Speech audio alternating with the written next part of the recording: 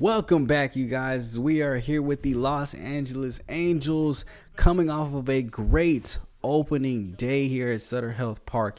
And now that I know where they're playing at currently, Sacramento, the Athletics put up a tough fight somewhat, but a great start from UC. Was able to go ahead and get us the dub last time out. You see the stats that he was able to put up. But here in this episode, I wanted to focus more so on our younger prospects to start off the year. And of course, we'll check back in with them periodically throughout the season. But we saw Henry Pierre, at least that's how we're going to pronounce his last name up here, make his MLB debut last time out. And you can see why he was able to be so good in the spring and why I feel like he can be good here at the majors. The defense needs a little bit developing, but the speed is there. His hitting ratings are all in the 70s basically. His vision's at 64. He's actually got an ability here already too as well, where he's better at hitting breaking balls than anything else, so that's great news.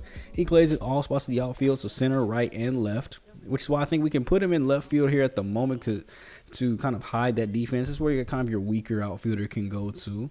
And I wanted to just check in with him. We obviously saw him go 1 for 4 in the opening day game, but just focus in and lock in on him here today, as he was our first round pick, our first overall pick in this whole series, and he's already making his appearance at the major league level.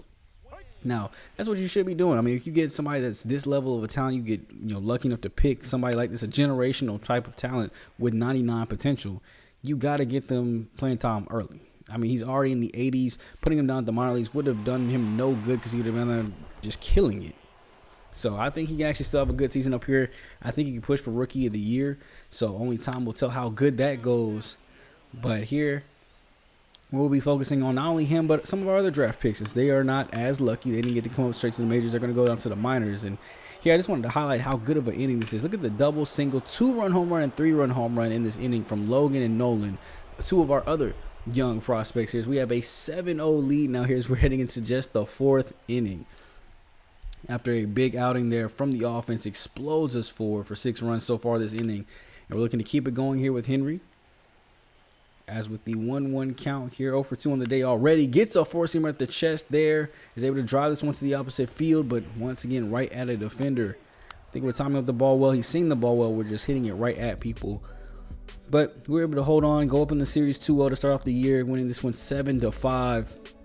Not so good of a game there from the Rook, but Mike Trout for a home run and a double here today. We had 3 home runs as a team, and also new free agent signing Aaron Civale, 5 2/3, 5 earned runs. So a pretty good start from him. But we'll be focusing on the minor leagues as the seasons get kicked off for them, and looking at some of our other draft prospects. But here, for the moment, we'll go ahead and finish off the series here with the Athletics, as it is going to be a 4-game series, I believe, to start out the year. We took the first 2 already. We're up 3-1 here as we're going through the Simcast view now, kind of simulating our way quickly through this as we go ahead and drop another 3-piece here in the 5th inning. So now we can start to kind of slow things down here a little bit as we're going through the 6th, up 7-1 again. Reed Detmer's at 5 innings already. Pitch meteor is still green. So we'll look to see how much longer we can get out of him after a walk and a single here, though. Another walk as we're trying to pitch to contact to get out of it. Let's go ahead and just jump into the game here and take things over from here. So obviously we're going to get somebody up in the bullpen. Looks like they're not doing too well against our lefty, so I want to get somebody like Brock Burke up then, just because he hasn't played yet, and to keep the lefty movement going as they're struggling. But bases loaded here for Zach Geoff as Reed Detmer tries to get out of a jam. All he needs is any out of any kind. So ball on the ground, ball in the air, pop up, strikeout. And I'm looking for him to have a decent season. We still want to have build upon what we did last year. We don't want to get worse by any means. We definitely don't want to get worse. We want to try to push, for that 3rd or 2nd rankings in the standings. Here, I was all the way confused. We allowed 2 runs to come across the board. Reed Detmers, we're going to still see if we can get this last out. Get us through the 6th. We'll put somebody else in the 7th. So he's going to go pitch 100 here as this one fouls off. But yeah, we want to jump up to 3rd or 2nd in the standings here for the AL West if we can. And maybe even push for a wild card spot. This team, I feel like, is still in position to win. We're just about retooling with younger spots, getting a couple of free agents here to fix a couple of Band-Aids. But as you can see here, we're going to just jump into the gameplay. Stop talking about the roster movements. So we're having to go to Jose Hernandez here. They get back-to-back singles, a 3-run home run, a walk, stolen base, a single drives home another one. It's 9-8 now. And with the fielder's choice there, getting the runner at first and the single, we have bases at 1st and 2nd, 2 outs, and Jose Hernandez has to make something happen here. He was one of our best relievers here throughout the spring. Had a great game number 1, but here he gives up a first pitch slider in the outfield. Joe Adell's going to take a terrible angle on it. That's going to not only score 1, but also go to play the go-ahead run for the Athletics, and now they have the lead after being down 7-1. It is now 10-9. We'll just call them Sacramento for now, since that's where they're playing. As I cannot believe we gave this one up, and Hernandez battles back here with the 0-2 strikeout, looking on the four-seamer, just one batter too late. And the Athletics actually end up winning this ball game. We actually ended up, not having any more critical situations to kind of end up the game.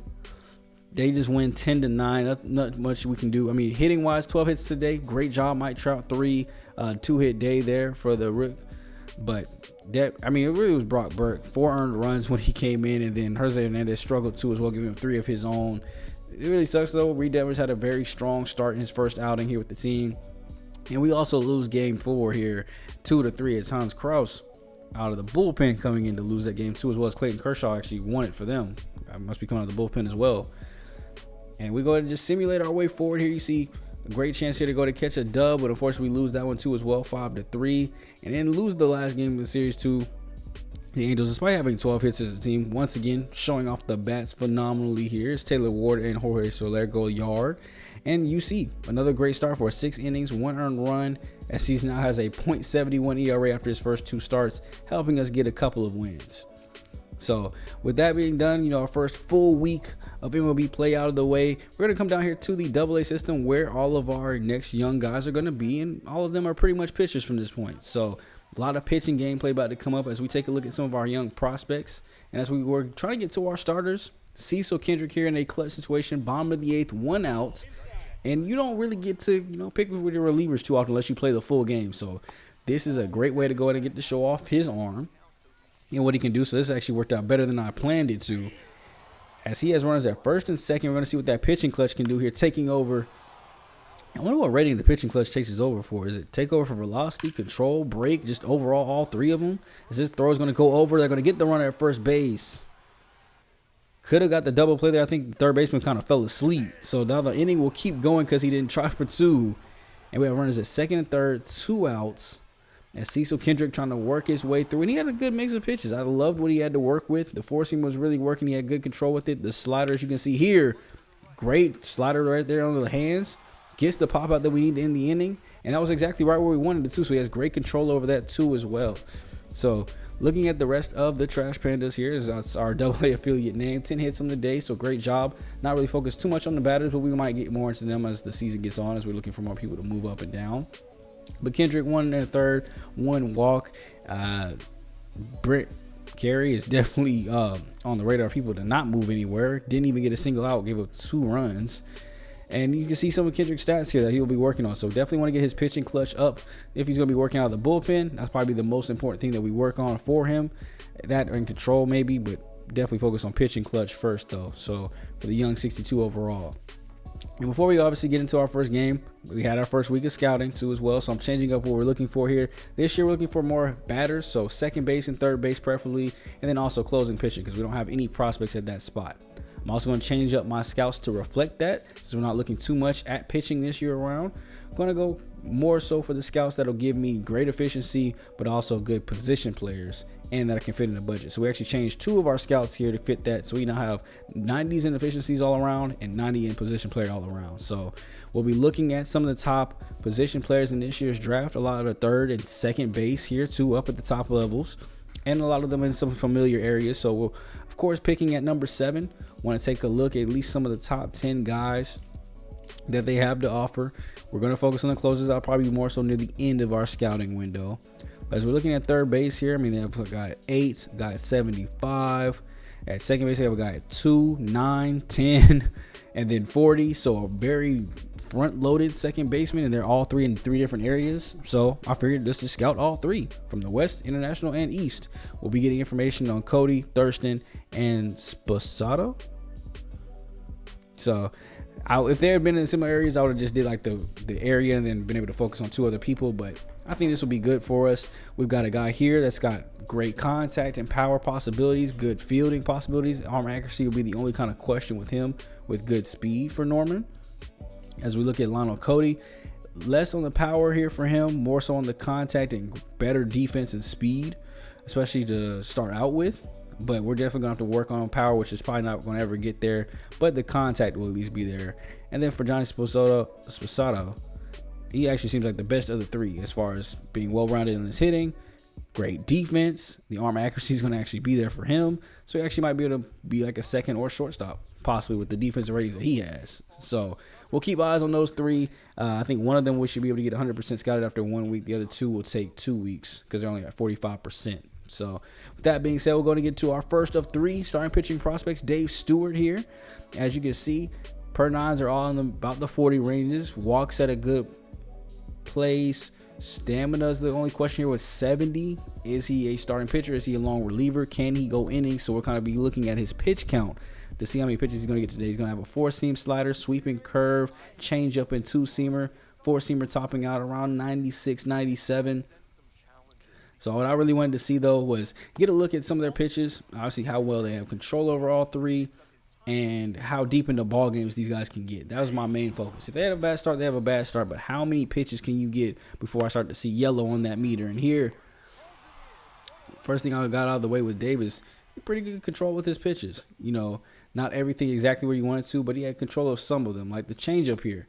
You see, that one I wanted low, threw it in on the hands. So this time I'm going to come in on the hands. And this one goes low.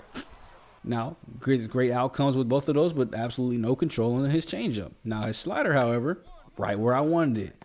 Right on the ground at second base, and easy throw goes over to first. So, some of his pitches are good.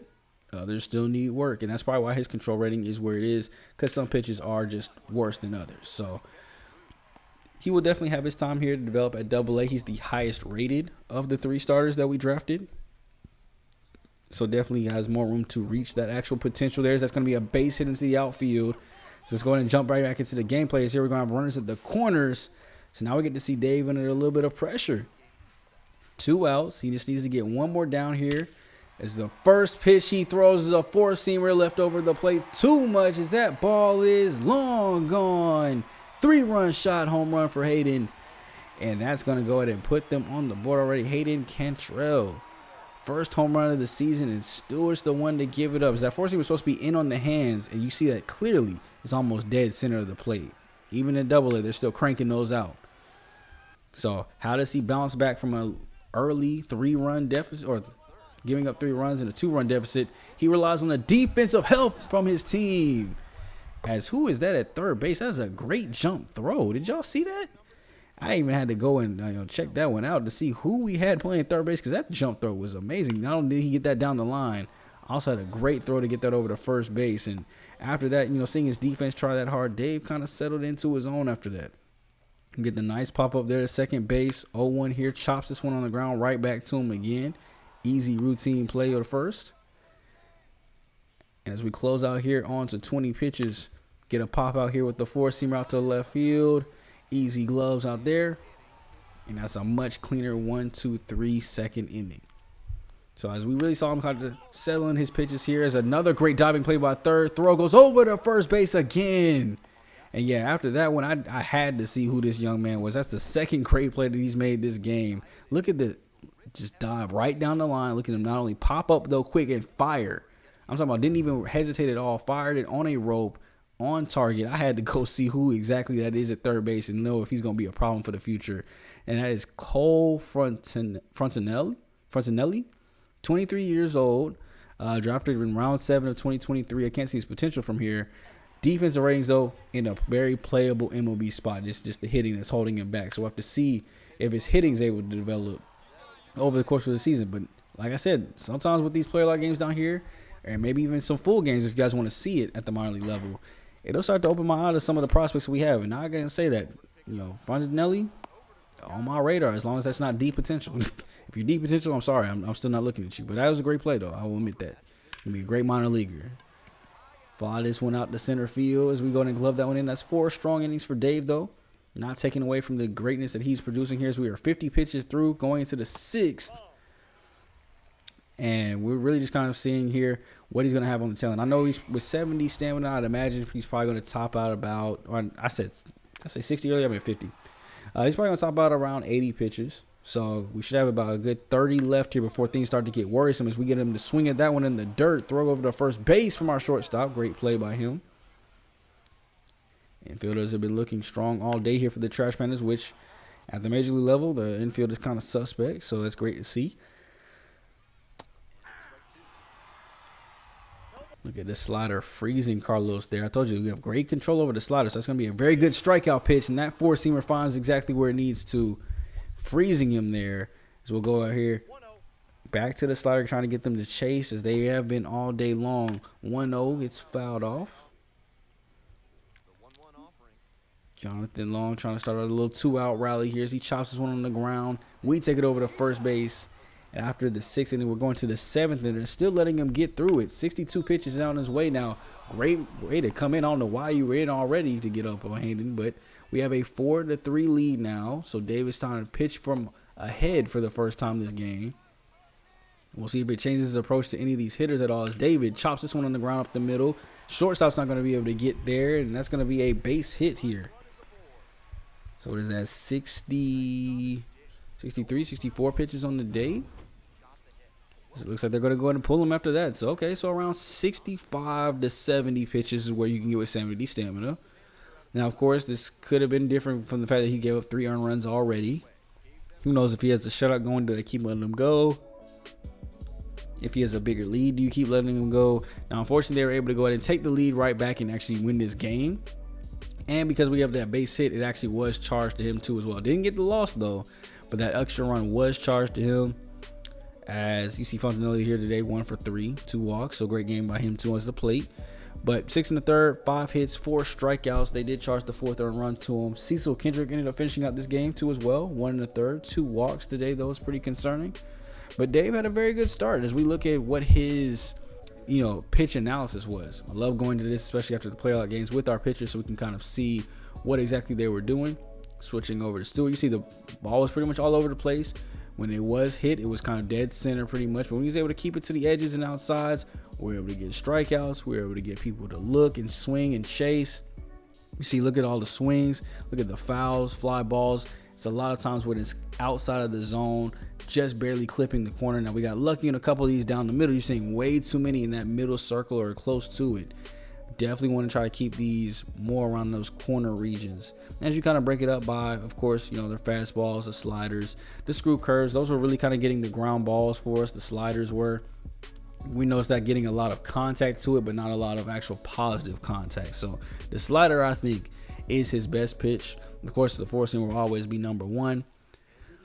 But I do really like the stuff that he had on command for that game. And it leads us into game 2 with prospect number 2 now, Alex Campos. He was the guy that we drafted. I can't remember if he was the second or third gun that we drafted, but he's the one that we drafted with the weird-looking mustache, as you can see from his picture here. But 81 stamina, B potential prospect here. 57 overall is the second best. We just got to work on it. The pitching cluster 12 definitely needs some work, but the strikeout per 9 is my main focus. Being down at 30 means that we're not going to get a lot of strikeouts, but at least his home run per 9 is pretty high, so we shouldn't have a lot of hard contact. But with the 81 stamina, he actually has, to me, starter level stamina. So his role will be a starter no matter what, whether it's at a minor league position or major league position. I do not believe in him going to the bullpen if I can help it. So as long as he can put up some good innings and good starts, I think he should develop pretty nicely because he will be able to go deep into ball games. We get the strikeout there on Justin Thomas to go and get the ball game started off. Now, a pretty good mix of pitches for him as well as he also has the slider here, working a little bit better here on his side, getting more swings and misses, fouls, and ground balls. As you can tell early, I don't know if it was just communication between him and the catcher, but he really wanted to throw that pitch a lot. And I will at this point apologize as I don't know what happened. Sometimes when I'm running things in the background of my computer, I'm uploading daily content for you guys. So sometimes I'm uploading a video while I'm recording a video. And I guess I didn't pay enough attention to how much CPU I was using on my computer as things started to, not for me on the screen. I was playing the game just fine, that's why I didn't notice it. But it started to get glitchy from here on out. So we will not have that much gameplay left. I promise you guys. So you guys don't have to watch this. You guys can definitely skip to the end and just see what the stats were. But we won't have too much gameplay left. We're just going to get through this one. Another start with our other starting pitcher. And then from there, we're going to focus more so on the movement of the team. And we'll get back into more gameplay next time out once I recognize that it's not glitching like this anymore. But Alex Campos getting back into a start. Nothing to take away here from it because of something that you guys will see actually here in a second. As we get the strikeout there on Ryan to at least get him down. 0-1 pitch here. We're going to chop this one on the ground over to second base. Throws it over to gets the double play there. Great turn. I thought they would just go to 1 for the easy play. He actually wanted to turn 2 instead. And then we go here to the bottom of the 4th. As we throw the curveball here, it gets fouled away by Jay. He's got a 1-2 count, so we're going to come right back with the 4-seamer low. He takes this one. And let's just go ahead and end this at bat here. 43 pitches all the way up through. So he watches that one come up, and there it is. Clutching at his elbow. Could be anything right now. Hopefully it's just some soreness. But Alex Campos left the game after that. I threw a 4-seamer upstairs, and I guess it was too much heat for his arm. So only 3 innings, 3 strikeouts, 1 walk, 1 hit. So, I mean, a pretty good start, though. I mean, it's a good 3 innings of work. I just wish we could have got deeper into a start, of course. So, not much to absolutely take away at his game at all. We'll definitely focus on him a little bit later. But instead, let's go ahead and go to our other high stamina, 83 overall, a potential starter now in Douglas Ellison. So, a much higher ceiling here, but still has to work on his home run per 9, pitching clutch. Everything else in solid AA standing right now. But we wanted to get into his start and see what he has to offer today. And once again, like I said, that whole thing's running in the background. I did not notice it. So we'll be going through this game. So if you guys would like to skip ahead, you can definitely jump ahead to, I believe, minute 24 will be when we get out of this. So skip ahead the next 3 minutes or so.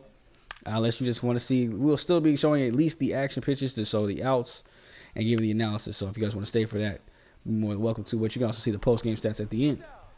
Now, what I liked from Douglas here, he was just solid. I mean, what can I say? From the way that from his motion to the way that he handled the game, this was definitely by far the best start I got out of all 3, just because I felt like I was able to do more.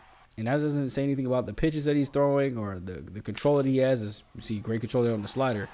But it was just something about him just seemed better. I don't know if it's just a potential effect. He definitely had better control of more of his pitches, so not just the slider. And he was great at keeping guys off balance, mixing up his speeds. And even the 4-seamer here, you see get a line drive here for a base hit. But that was a good location. That was just a lucky hit. Sometimes you get lucky and you're just able to tip something into a spot where nobody's standing. That was a 4-seamer off the plate. Look at that, off the black, barely off the edge. So he does have a lead here, though, early in this game, unlike some of our other starters. So he's able to pitch a little bit more comfortably. That may have played a factor into it. As we get our fly ball out here to right field, we're going to come in and grab that one.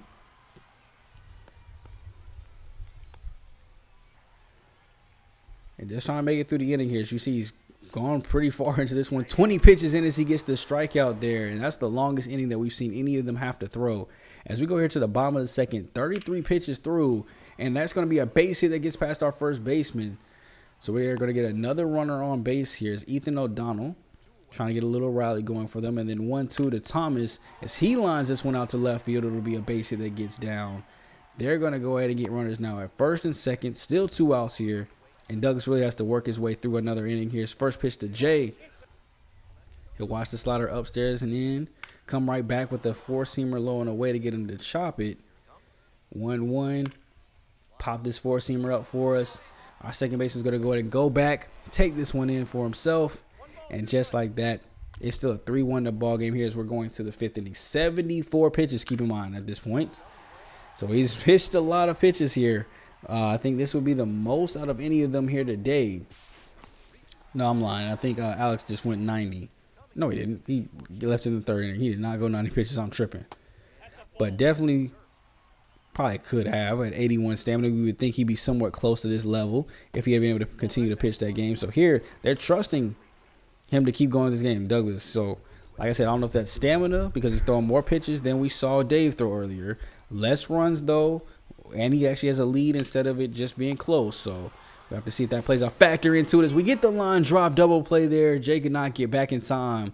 And we're going to the bottom of the 7th here. Still 91 pitches at this point. So, closing in on 100 at 83 stamina. That is actually great to see. To know that he can still hit 100 pitches if need be. At the AA level too as well, I feel like he's going to turn into our best pitcher. I don't know if he'll be an ace in the future, but I think he definitely has a shot to be top of the rotation 2-3 guy at the very lowest. Like that's where I think his floor is. a 2 to 3 guy in the major league rotation. Dave kind of gives off the essence of possibly long reliever at the floor. And with Alex, I believe he'll probably, I mean, it's hard to tell off of just 3 innings of work, but we'll have to definitely come back and get a better evaluation of him. Cecil Kendrick ends up coming in this game. I tried to hop in so I could play with him too at least one more time, but it ended up assimilating me to the rest of the game because it didn't match up with our settings. So we ended up going to getting this victory though. Huge lead when he left 6-1, and we ended up winning 6-3. And so he has a strong start and outing here for us. 7 innings, 7 hits, 7 Ks, 7s all around the board. And 1 earned run. Great hitting by the team today. 9 hits all around. See a couple of 2-hit days across the board. No homers though. And Cecil Kendrick kind of struggled. Only 2 outs, 2 hits and a walk, and gave up 2 earned runs. Tyler Owens actually had to come in and save the game and finish that out for us. But great start there by Douglas. I think there's a lot that we can like to be seen. So we're going to go ahead and go to the pitch analysis, of course, to take a look and see what his breakdown was. You see 55 four-seamers here today. You see a lot more in the middle, but also a lot more on the outside, with Dave, you saw like kind of like in that middle area where it was kind of over the plate still a little bit. Here, it's either on the black or right down the middle. So he's either perfect pinpoint or he's messing up. Now, the great thing about when he's messing up, you see a lot of them are fouled off, missed, even with the sinker. The curveball, we barely threw any of those here today. We only hit 3 of those up, but even when they're over the plate, we're still getting lucky and they're barely missing. So jumping back up to the major league level though, after all of that, of course, we got to get back to the scouting. So you see here, lose to Arizona via sweep, lose to the Dodgers 2-1. And right now we're in impact of being swept by the Miami Marlins 0-2. And looking at our first week of scouting, Norman Thurston actually drops all the way back to 27. So it looks like the contact actually and power aren't going to be there like I need it to be. And then there's the defense. It's going to be in a good spot, but still arm accuracy is kind of low, which I guess you can be okay with the second base. But 80 to 90 potential means he's going to be a B player. 58 to 68 overall price, so he'd be low 60s. Somebody that I could think of maybe with if he slides all the way back to pick number 44, but not pick number 7. That is not a first round pick. Now, Mark Tebow here though, on the draft board 8, on our board 7, has great contact power and could come in with great contact power. The defense just won't be there, but we might be able to live with that. I mean, if the offense is going to be that killer, we can just work on developing the defense a little bit. So definitely we'll put him on the board to see what he's got at 45% and let the other 2 finish out their scoutings as well, which should get them up to at least 95. As we take a look at some of these box scores, I mean, in some of these games, like you see here, 2 hits as a team is not going to do it, losing 0-5. Next day out, we were able to get 5 runs off 14 hits, 4 of them by Henry. Shout out to the Rook, 2 RBIs too as well. I love to see that. No homers. So that means he was just getting all hits, but Dakota Hudson only got 1 out, 5 earned runs and 6 hits. That's terrible. Caden came in and did even better than him. So I went to go look at how our pitchers are doing. Aaron's kind of cold. Reed's definitely doing worse than I thought, but Dakota's struggling. Hunter Barco is struggling. And it's at this point early in the season, I mean, the overalls are down low anyway. And I got 2 guys over here that are starting pitchers that are doing good, even though the stamina's low. I'm going to go ahead and try them out and see if they get anything better to happen in one of these starts. So Caden and Chase are both going to come into the rotation as our 4 and 5 guys. I just want to see if with 1 start or 2 starts, can they do anything different? So we go right back in to see us losing still some more here. 7 earned runs given up by Savala. You see Hudson and Barco both get in this game. Both give up hella more runs in less innings, 5 and 3. And we just lost this game 15-3. And then followed up with Chase's first start here, 5 2/3, 1 earned run. We lost the game, but he actually still came out with a pretty good start. And then the next day out, Caden as well lost. He only went 3 innings, 5 earned though, so he had a pretty bad start. We'll just have to keep balancing out our rotation to finish out the year to see who's good. So going back to the scouting though, you see Lionel Cody here drops back to 26, and then Squadda down to 34. There's of course 5 more percentage left, so we can obviously easily just come back and just scout that whole position to get that last little 5%. So I wanted to take a look here at second baseman in the East, because I would cover at least the 5% there. There were still other second basemen there that were good from the East. And then just looking at other possible positions that we can look at here. I mean, there's Alberto Ramirez, Fred Hook, Philip Song, some other second basemen. We can also move over to third and see if there's anything else here, because I'm really looking for a power first guy here that at least still has defense. So the contact can be bad, but give me power and defense. Is there anybody that fits that? And Christopher Groves does. Looks like he could be a generational prospect with everything he's covering right now. He's 86th on the board. definitely want to get him fully scouted, so 45% on him. We should be able to fill out Tebow next week. He'll have 5% left.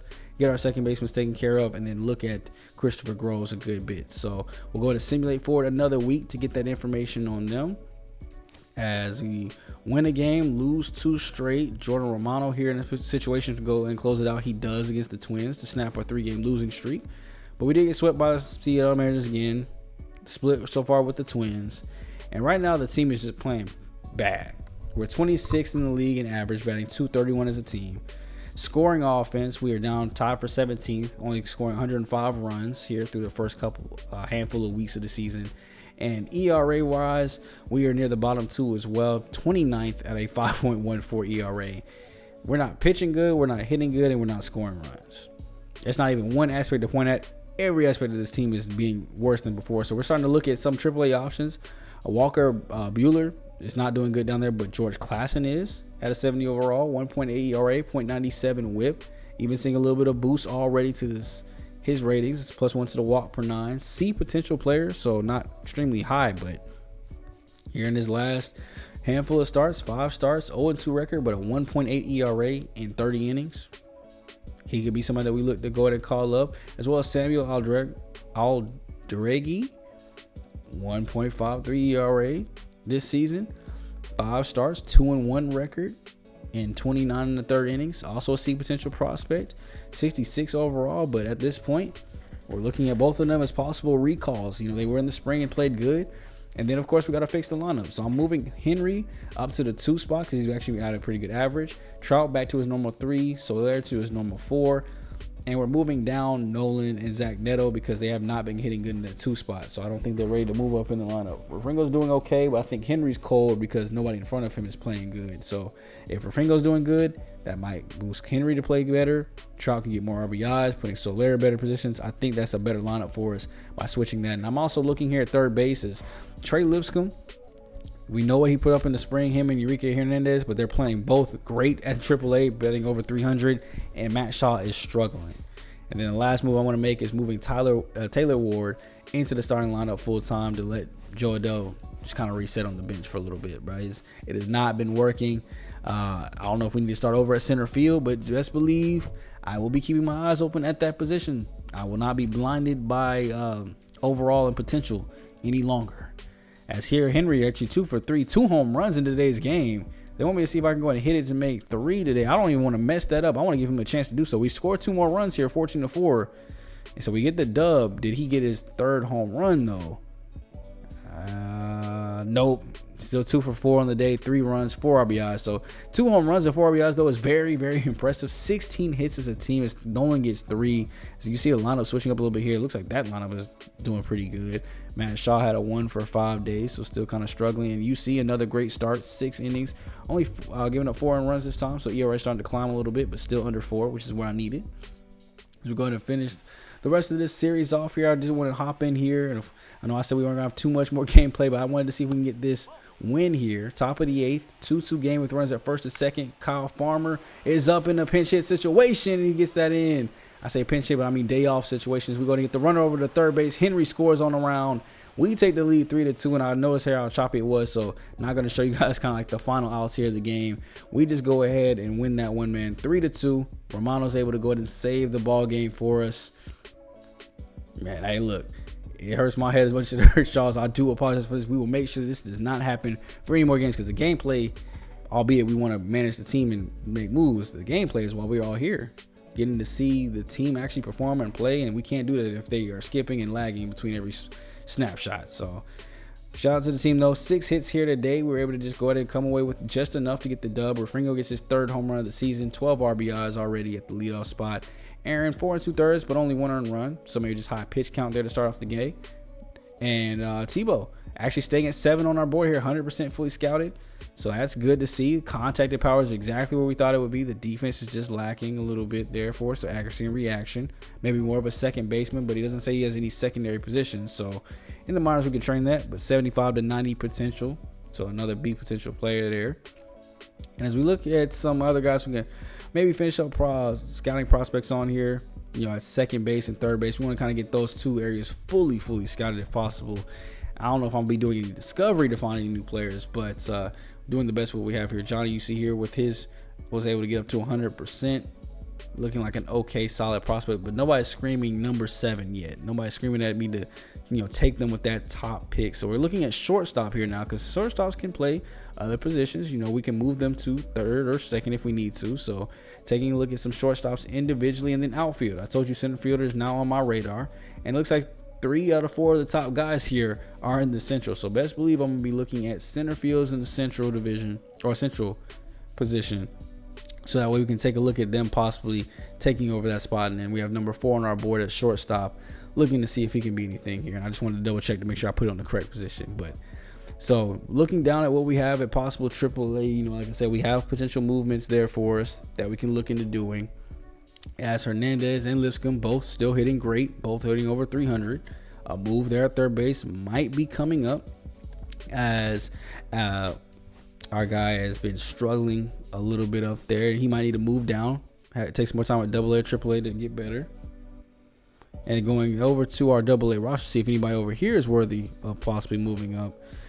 There is Nelson Rada at center field, batting over 300. He could be seeing a move up to AAA soon, but everybody else is pretty much doing okay.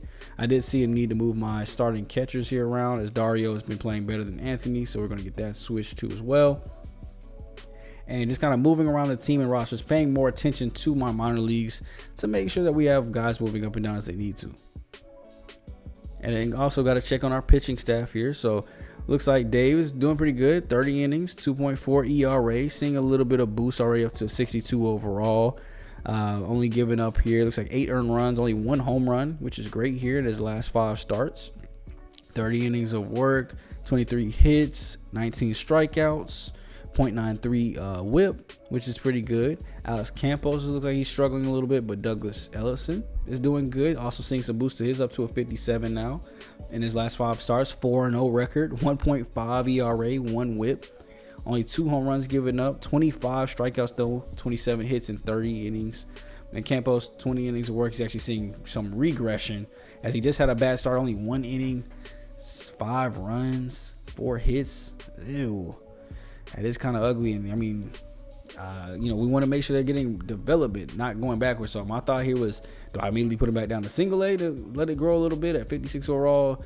We do have some guys over here like Francisco Texedo, 1.74 ERA. I think we just give Alex a couple breaks here, let him go to long relief work, go to the bullpen, and see if he can work that down. If he still struggles there, then we possibly move him back down to single A. But Cecil Kendrick is also doing good as well here. Seeing a little bit of regression, it looks like, but 13 innings of work, 1.3 ERA, and he has looked fantastic here in his last couple. 11 2/3 innings, only 2 earned runs given up, 7 strikeouts. Looked fantastic. At the AAA level, of course, George Glasson is still doing his thing here. He's still on fire for us.